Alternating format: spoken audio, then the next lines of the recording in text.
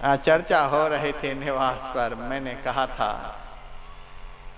आप ट्रेन में सफर कर रहे हैं और एक वृद्ध व्यक्ति खड़ा है, उनको बैठने के लिए जगह नहीं है। बिहार की बात नहीं करता, अन्य राष्ट्र में आप जाइए, सिंगापुर जाइए, अमेरिका जाइए, ऑस्ट्रेलिया जाइए, अदर कंट्री में आप जाइए, बिहार झारखंड को छोड़कर अन्य राज्यों में जाइए, मेंटलिटी इतनी दुरुस्त है कि आप थोड़ा सा खिसक जाइए और उस आदमी को बगल में बिठा लीजिए, वो बैठते ही बोलेगा थैंक यू, धन्यवाद बोलेगा, थैंक यू। एक वृद्ध आदमी है, अपना अटैची अपने से उठाकर ऊपर नहीं रख पा रहा है, वह इधर उधर देखता है कोई उठा दे और आप उठा करके रख दीजिए, वह बोलेगा थैंक यू। हम आप लोगों से प्रार्थना करते हैं, हम आप लोगों को यहाँ थैंक यू बोलने के लिए आ जाए तो मज्जन फल देखिए तत्काला। थैंक यू का मतलब किसी के द्वारा कुछ अच्छा काम हो जाए, किसी के भी द्वारा, किसी भी जाति का हो, किसी भी मजहब का हो, कैसा भी आदमी क्यों न हो, लेकिन यदि उससे कोई अच्छा काम हो जाए तो तुरंत मुंह से बोलो थैंक यू, अच्छा, बहुत अच्छा काम आपने किया, धन्यवाद धन्यवाद। आपका दिल साफ हो जाएगा। कितना भी बढ़िया काम करे, खाजा टेढ़ा है, आपका दिल काला हो जाएगा। थैंक यू बोलने के लिए सीखिए, थैंक यू बोलने के लिए सीखिए। इसका भाव, कोई भी समाज का व्यक्ति अच्छा काम करे आप धन्यवाद दीजिए। कमजोर बैल की पीठ पर आप हाथ थपथपा दीजिए तो चढ़ाई पर दौड़ने लग जाता है। तगड़ा बैल की पूंछ में 5 आदमी लग करके खींचने लग जाइए तो वह ऊंचाई पर चढ़ नहीं पाएगा, ऊंचाई पर नहीं चढ़ पाएगा। जितना वह चढ़ सकता है उतना नहीं चढ़ पाएगा। उसी तरह से समाज का कोई भी व्यक्ति यदि अच्छा काम करे तो हमारा धर्म बनता है कि वाह वाह वाह वाह, थैंक यू थैंक यू, यानी पीठ को थपथपा दीजिए तो वह और अच्छा काम करके समाज में दिखला देगा। और अच्छा भी काम कोई कर रहा है, अब 5 आदमी मिलकर के अरे ये पागल, अरे ऐसा आदमी, तो उनका उत्साह का मर्दन हो जाएगा और बहुत अच्छा काम करना भी चाहेगा तो कर नहीं पाएगा। थैंक यू बोलना सीखें। यह है जब मन साफ होता है, इंद्रियां साफ हो जाती हैं, दिल साफ हो जाते हैं, तब मुंह से थैंक यू निकलता है। थैंक यू बोलने वाले को, इंद्रियों को साफ करने वाले को सत्संग रूपी सरोवर में अपने समग्र बहिर्मुखी विषय इंद्रियों के मल को धो लेने वाले को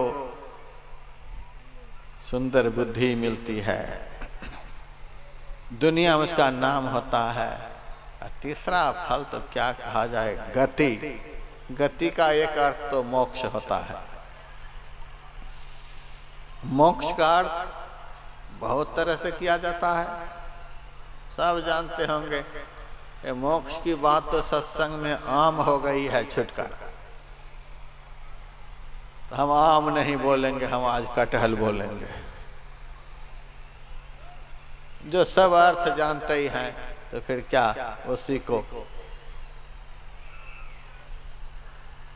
आदि शंकराचार्य ने मोक्ष का अर्थ किया है नित्य सुखानुभूति इति मुक्ति, मुक्तात्मनो नित्य सुखानुभूति नित्य सुख की अनुभूति का नाम ही मोक्ष है।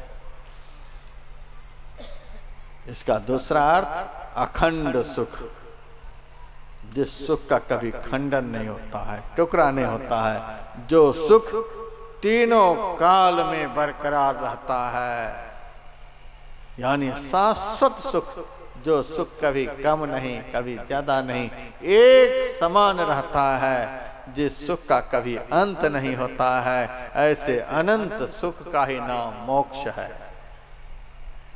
सत्संग में आकर के जिन्होंने अपने चतुर्दश इंद्रियों का निमज्जन करा लिया, इन सबको साफ करा लिया, धो करके इसकी गंदगी को हटा दिया, उनको ऐसा सुख प्राप्त होता है। मज्जन फल पेखिए तत्काला, आप माज करके देखिए, यह सब मिलना शुरू हो जाएगा। आप कोशिश करिए और सबको मौजने का प्रयास करिए, और सत्संग में आकर के ही यह संभव है, संत की शरण में आने से ही यह संभव है, और दुनिया में कहीं जाने से संभव नहीं। लोको वेद न आन उपाऊ, कहीं से भी संभव नहीं है। गति अर्थात अखंड सुख मोक्ष, और गति का एक अर्थ जाना, गति का अर्थ इसके जीवन में गति आ गई। यह ट्रेन जो है तेज गति में चल रही है और चलने लग गया। जो चलने लग गया, जो एक जगह पर सड़ नहीं रहा है, जो चलने लग गया, जिसमें चैतन्यता आ गई, गतिशीलता आ गई, जो सही दिशा में बढ़ने लग गया है,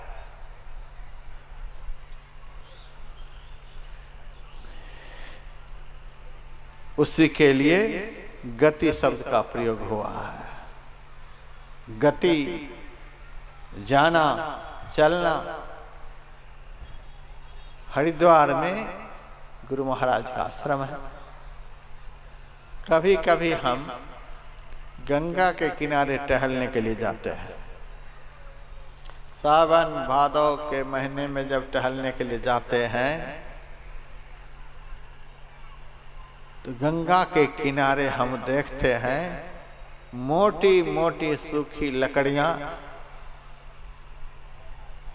तट पर पड़ी हुई होती हैं। उन लकड़ियों में कीड़े लगे हुए होते हैं, पड़ी पड़ी सड़ती रहती है।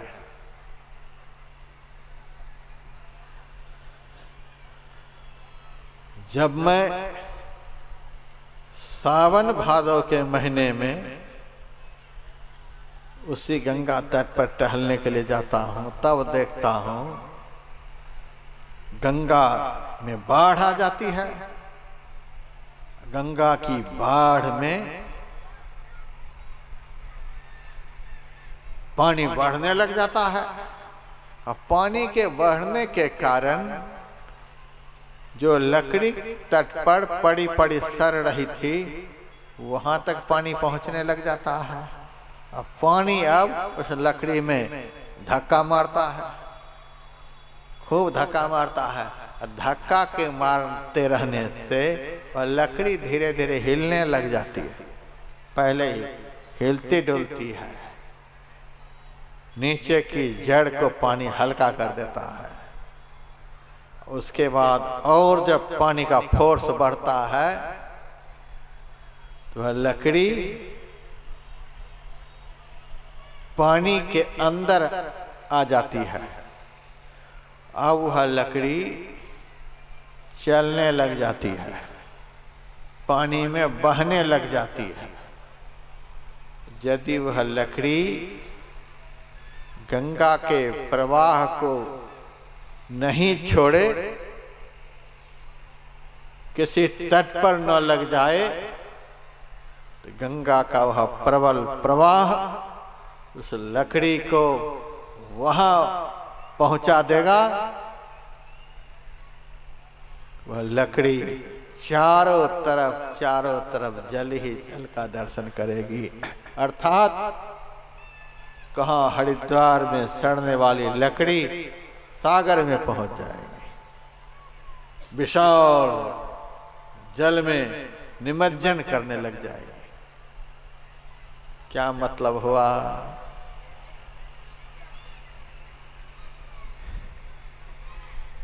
यह सत्संग क्या है?